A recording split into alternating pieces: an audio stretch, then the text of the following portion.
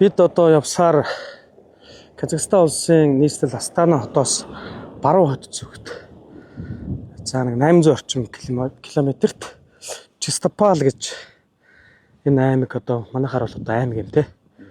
Сум юм уу. За нэг ийм бас одоо нэг ураны унтдаг хот буюу тэнд байгаа иргэд тэнд байгаа оршин суугчид нь бол ингээд өөрийн мэдлгүй 2 хоног тэр унтаждаг. Тэр хотоос тэр Калачи гэх хотоос 74 км бид Чистопал гэдэг ийм сум тосгоны хажууд байна. За маш ихээр одоо цас орсон нөхцлүүд бол бас хүнд байдаг. За тийшээ зорих одоо мэдээж замыг бол одоо энэ замын компаниуд нь усаасаа гарч янзалдаг одоо замын цасын цэвэрлдэг гэсэн үг.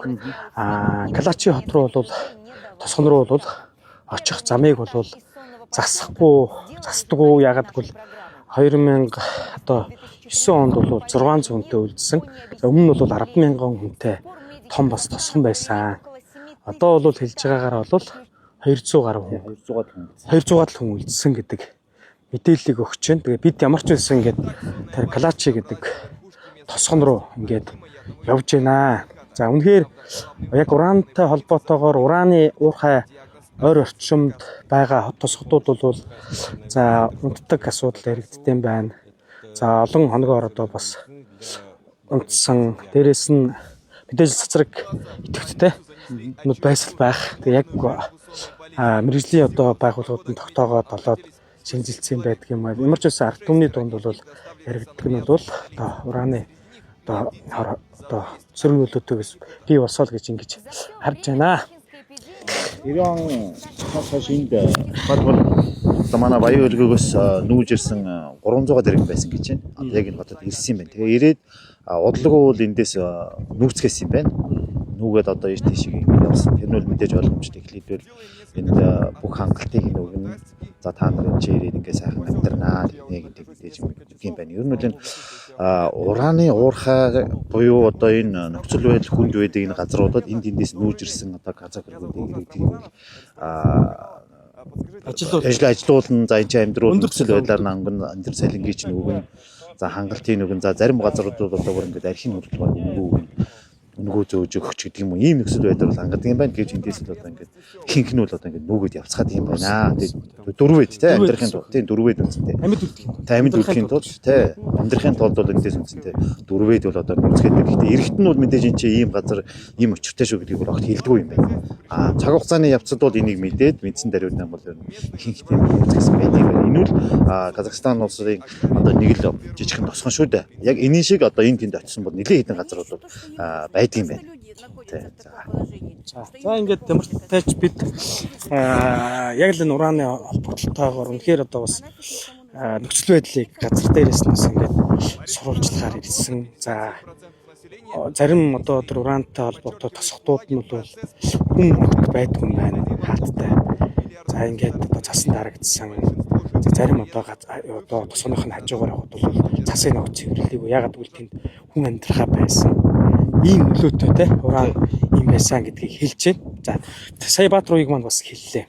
Юу хэлж байна вэ гэхээр ер нь бол одоо гаднаас ирж байгаа монголооч тэр хятадаас тэр ирж байгаа казак иргэдийг за улсаас одоо өндөр одоо төлбөр өндөр нөхцөлтэйгээр сангаа цалин хангамж өгдөг. За ураны орд газруудад одоо ажилуулдаг гэдэг ийм зүйлүүдийг ярьж байна. За бид бол Казахстанд бол нийтдээ нэг 4 хоног ажиллаж байгаа. За өчигдөр бол бидний ажилласан газар бол юу гэж хэлж байна гэхээр мөн л нөгөө дорндын мардан одоо уурхайтай одоо ижил төстэй. За хүнд гэмт хэрэгтэй ялтангуудыг хүнд гэмт хэрэгтэй одоо хорих одоо оргидлуудыг ажиллуулж байсан. Өндөр хэмжээний бас шан харамж за хоол хүнсээр бол сайн хангалттай ажиллаулдаг байсан. Яагаад гэвэл бас урт удаан бас нэг ажиллуулахын тулд нэг өдөр ч гэсэн арай илүү ажиллуулахын тулд тэр хүмүүсийг бол хангамжаар бол сайн өгдөг байсан. Тэгээд яг энэ ураантай холбоотойгоор бол үнэхээр бас нөхцөл байдал хүнд байдаг. За мэдээж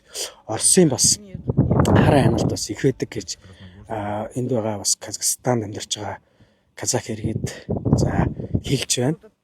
За ингээд хаагдсан хотууд байд юм байна шүү. Тэгэхээр Монгол улсад холбоорлох талаар бол бүгдээрээ л бас нэг адилхан монголчууд те нэг одоо төр амс хийгээд нэг үзүүл яасан бэ. Эрх барих байгууллага, төрийн эрх байгууллага одоо төрийн өндөрлгүүд маань үндэсний аюулгүй байдлын маань энэ дээр анхаарлаа хандуулад ингээд үзээч. Энийг бол яг зүгээр Казахстанд бол яг энэ хамгийн их одоо уран албарлалтыг энэ газарт бол одоо бид иргэн бид одоо бид хоёр бол одоо ингээд санаачлаад ингээд ирлээ. Цаашдаа бас олон тий нутгийн судлаач тэгш ингээд энэ бол улсууд бас ирж нөхцөл байдалтай нас ирж танилцах нь зөв бахаа л гэж бид бодож байна. Тийм тий. Энд ч одоо хортой хоргуугийн асуудлыг л одоо биднэрт чинь юм яриад байгаа шүү дээ тий.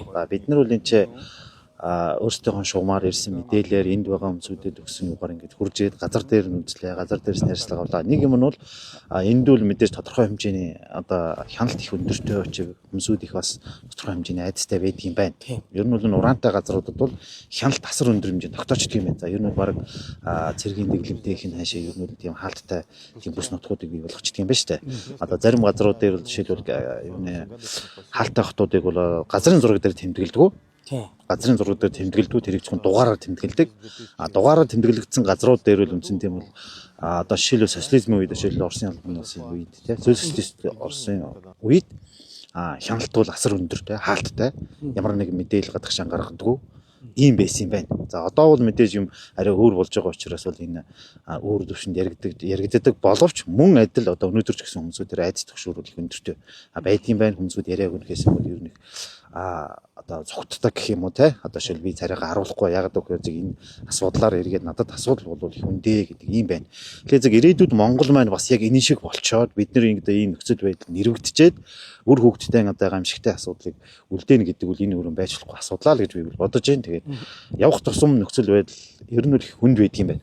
Үнэхээр хүнд би бол одоо бас ондтын хот гэхээр би зөвхөн хүн унтчаал 24 цаг унтчаал ингэ гараад ирдэг юм байх гэсэн чи бүр ингээд юм олон өдрөөр гинтхэн зүг зүгээр явж байгаа. Тэгэл газар дээр өмгөрөөд унаал одоо хагас хөклийн байдалтай гэдэг шиг ингэж байна гэдэг бол аюулхгүй юу. Нэг ангийн хүүхдүүд сайн хэлж байна те. Нэг ангийн хүүхдүүд 30 гаруй хүүхдүүд одоо нэг ангид сурж ирсэн. За тэгээд нэг хүүхэд нь бол өөр хотоос өөр тусгноос яваад очисон чинь ангийнх нь бүх хүүхдүүд хичээлдээ ирээгүй.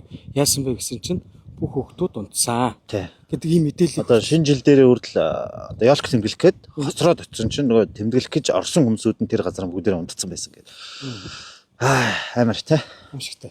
За ингээд бид Казахстан улсад ингээд ажиллаж байгаа. За одоо Киргиз улс руу бид маргаашнаас эхэлж хөдлөөд за ингээд нь бол дараагийн одоо улс орнууд руу мэдээж ингээд хөдлөнө. За ардам та бүхэн маань бүгдээрээ бас мэдээллийг цааш нь шеэрлэж те олон түмэнд түгээж за тэгээд бидний оруулж байгаа яг баримттай Оросын албан улсын одоо Оросын эдийн сэтгүүлч нарын бэлтгэсэн бас нэвтрүүлгүүдийг бас оруулъя гэж байгаа. Тэгээд яг энэ одоо бодиттой эксролжийн мэдээллүүдийг та бүхэн бас аваад үзээрэй. Тэгээд бид та бүхэн бас авах гэх ухаанаар хандаараа энэ улсуудын л одоо өгч байгаа мэдээлэл нь шүү. Тэгээд бид бол мэдээж одоо яг л үнийг одоо бас зорж ирсэн. Тэгэхээр одоо бас уран гэдэг бол гайхалтай юм болов гэсэн чинь тийм тэгшүүрийн ярьсан шиг биш юм байна гэдгийг хэлье. Тэгээд бүх монголчууд одоо сонор сэргийг байж өглөө одоо урааны асуудлаар монголчууд бас нэгдэж нэг ойлголттой болж газар шороо газар орон нутаг Монгол их орон энэ сайхан нутаг орноо бас хамгаалах энэ улсад нэгдэжэл гэдгийг уриалж байна. Баярлалаа монголчуудаа. Одоо эн чинь би тэрийн 2 3 дахь газар дээр ирж штэ. Тэгэхэд энэ ч ирж байгаа мэдээллийг авахд ерөөсөө ер нь үл энэ урааны уурхад ирэх ажил бүгд зүгээр золиосных. Тий, золиосных ингэж. Одоо энэ тэндээс нүүж ирсэн, амьдрах гэж ирсэн хүмүүсүүдийг шууд авчирж ирээ. За тэг ингэн гэдэг өөр мэдээлэл өгөөл ингээл авчирж ирээл хайдаг. За зарим нэг нь амьдралын тулд бол одоо ингээл тэндээс цогтаагаад гардаг явдаг тийм. Ийм л байдал байдаг юм байна. За